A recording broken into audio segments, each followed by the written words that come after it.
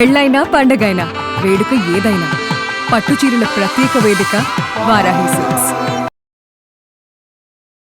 నమస్తే, welcome to Suman TV. Jayasimha ఉవాచ. నేను మీ కృష్ణవేణి. హనుమంతుణ్ణి ఆరాధించే వారికి ఒంటరితనం ఉండదు అని అంటారు. దాని వెనుక కారణం ఏంటి అనే విషయాన్ని జయసింహ గారి మాటల్లో విందాం. జయసింహ గారు నమస్తే. నమస్తే. ఇప్పుడంతా ఒంటరితనమే. ఇప్పుడు ట్రెండ్ అయితే ఎవరు పెద్దగా నానే వాళ్ళు ఉండట్లేదు, ఉన్నా కూడా ఎక్కడో వచ్చి ఉంటున్నారు ఉద్యోగాలు చదవని. హనుమంతుని ఆరాధన ఒంటరితనం లేకుండా చేస్తుందా? హనుమంతుడి ఆరాధన ఖచ్చితంగా ఒంటరితనం లేకుండా చేస్తుంది. అందులో అనుమానం లేదు. రెండో ఆలోచన కూడా లేదు. అయితే అసలు మామూలుగా కూడా ఏ దైవ భక్తి ఉన్నా సరే ఎందుకు ఏంటి తేడా, నాస్తికుడికైనా ఒక ఆస్తికుడికైనా తేడా ఏంటి అని మనం ఆలోచించినప్పుడు ఇద్దరూ ఒకేలాంటి జీవితం ఉంటుంది. నిజానికి కొన్నిసార్లు నాస్తికులకు వచ్చినంత సక్సెస్ ఆస్తికులకు రాదు కూడా. చాలాసార్లు అనుమానం వస్తుంది, దేవుణ్ణి నమ్ముతున్నాం కదా, మరి నమ్ముతున్నప్పుడు మనకు వచ్చిన లాభం ఏంటి, వాళ్ళకు వచ్చిన నష్టం ఏంటి, వాళ్ళు బాగున్నారు కదా అన్నప్పుడు ఇక కర్మ సిద్ధాంతం అది వేరే చెప్తుంది. వాడు గతంలో చేసిన పుణ్యం ఇప్పుడు అనుభవిస్తున్నాడు, ఇక మీదట అనుభవించాలంటే మళ్ళీ పుణ్యం చేయాలి. అంతేకాకుండా నాస్తికుడై కూడా మంచి పనులు చేస్తే వాడికి పుణ్యం వస్తుంది. నాస్తికత్వం వల్ల నష్టము అంటే ఏం లేదు, ప్రత్యేకంగా ఏం లేదు నష్టం. నాస్తికుడు కూడా హ్యాపీగా బతికేయచ్చు. అయితే ఈ జన్మ మరణ పరంపరల నుంచి బయటికి రావాలి అని అనుకున్నప్పుడు నాస్తికత్వానికి బదులు మనకు ఆస్తికత్వం ఉండాలి. ఒక దేవుడిని నమ్మాలి, ఒక శక్తిని ఆరాధించాలి. అందులో ఆ శక్తి నన్ను ఈ జన్మ మరణ పరంపరల్లోంచి బయటపడేసి మోక్ష స్థితికి తీసుకెళ్తుంది అని నమ్మాలి. ఇది మొత్తం కూడా నమ్మకం మీద ఆధారపడ్డది. ఎందుకంటే జ్ఞానోదయం అయ్యే వరకు నమ్మకమే.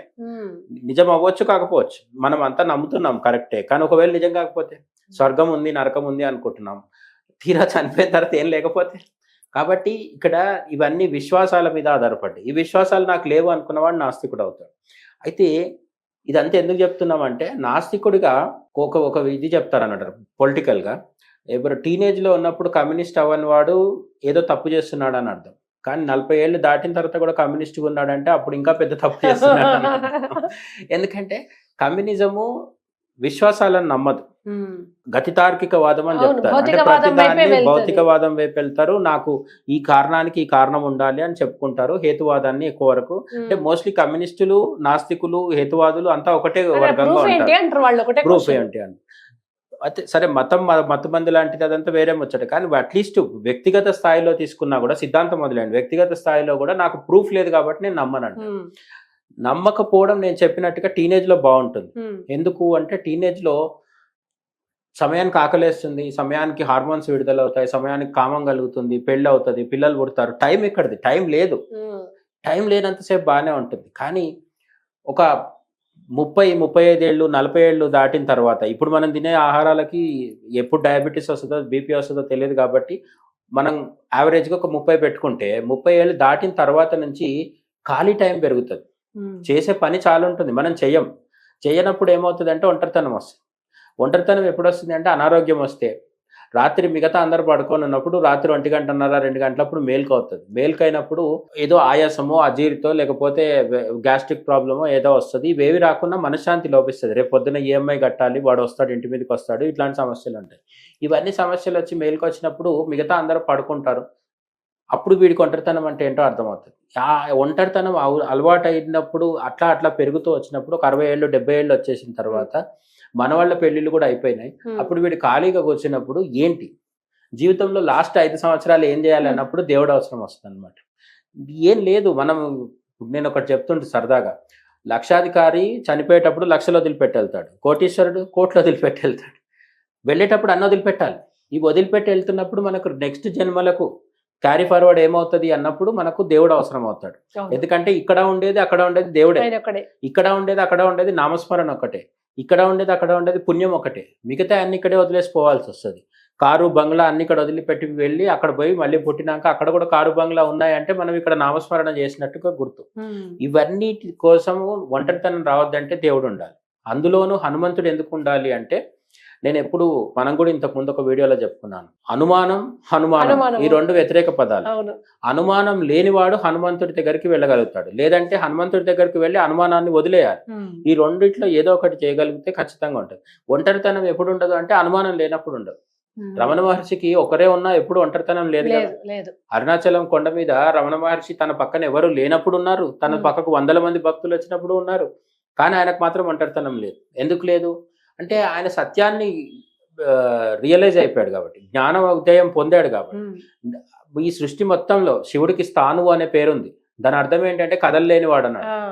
ఎందుకు కదులుతాడు? తానే కదా. అంతటా అయితే ఉన్నప్పుడు కదలడానికి ఏం ఉండదు కదా. శివుడు ఒక చోటు నుంచి ఇంకో చోటికి కదలాలంటే శివుడు గాని ఇంకో ప్రాంతం ఉండాలి. ఉండాలి కదా. శివుడు గాని ప్రాంతము, శివుడు గాని సృష్టి, శివుడు గాని విశ్వము లేదు కాబట్టి శివుడు కదలలేడు.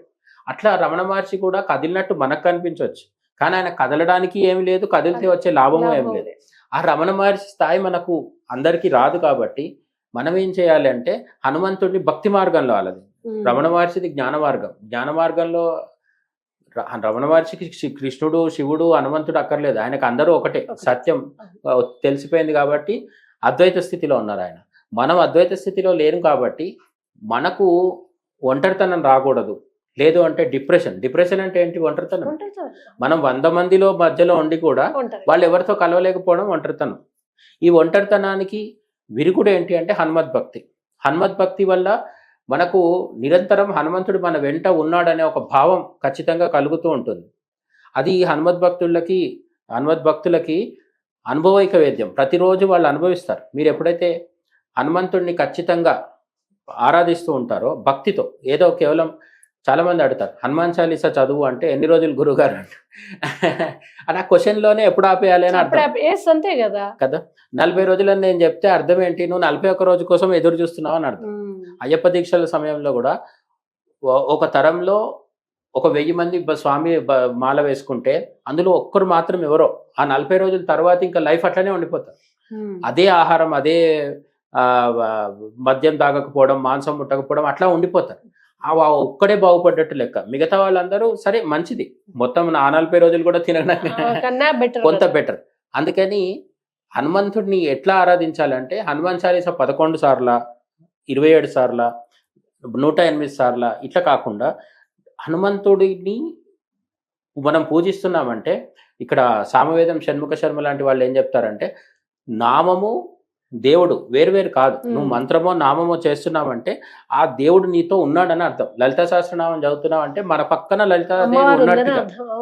ఎందుకు? లలితా సహస్రనామ స్తోత్రమే అమ్మవారు కాబట్టి. మళ్ళీ అమ్మవారు ప్రత్యేకంగా మనం ఇది చదివితే ఆమె రావడం కాదు. ఈ మంత్రము, ఈ స్తోత్రమే అమ్మవారు కాబట్టి. అట్లా హనుమంతుడిని మనం నమ్ముతున్నామంటే హనుమంతుడు నిరంతరం మనతో ఉన్నట్టు. రెండోది ఏంటి? హనుమద్భక్తులు ఎప్పుడు నిరంతరం రామనామం చేస్తుంటారు. రామ అనే పదంలోనే రమించడం ఉంది. రామనామం చదివేవాడికి ఆహారము, బట్టలు, కార్లు, బంగ్లాలు ఇవన్నీ వస్తాయి. ఎట్లాగొస్తాయి? ఎందుకంటే రాముడిచ్చిన సంపద ఇంకెవరు ఇవ్వరు. కానీ అవేవి ఉన్నా లేకున్నా కూడా రామనామం, ఒక త్యాగయ్య కావచ్చు, ఒక వీళ్ళు ఎవరైనా కావచ్చు, మన తులసిదాస్ కావచ్చు, వీళ్ళందరి ఆనందానికి కారణం ఏంటి అంటే రామనామం ఎవరైతే జపిస్తారో వాళ్ళు రమించిపోతారు. అంటే తమలో తామే ఆనందాన్ని పొందుతారు. ఇంకా మళ్ళీ కూడా ఒంటరితనం ఎక్కడుంది? కాబట్టి హనుమంతుడి భక్తులు రామనామం జపిస్తారు. రామనామం జపించినందువల్ల హనుమంతుడి వాళ్ళ వెంట ఉంటాడు. హనుమంతుడు వెంటున్నాక ఇంకా ఒంటరితనం ఏమీ లేదు. ఫైనల్గా నేను చెప్పేది ఏంటంటే హనుమంతుడు చిన్నప్పుడే చాలా తుంటరి పనులు చేశాడు. మహర్షులందరినీ ఇబ్బంది పెట్టి వాళ్ళ ఇవన్నీ చించేయడం అవన్నీ చేస్తాడు. సూర్యుడినే మింగేయడానికి పోయాడు.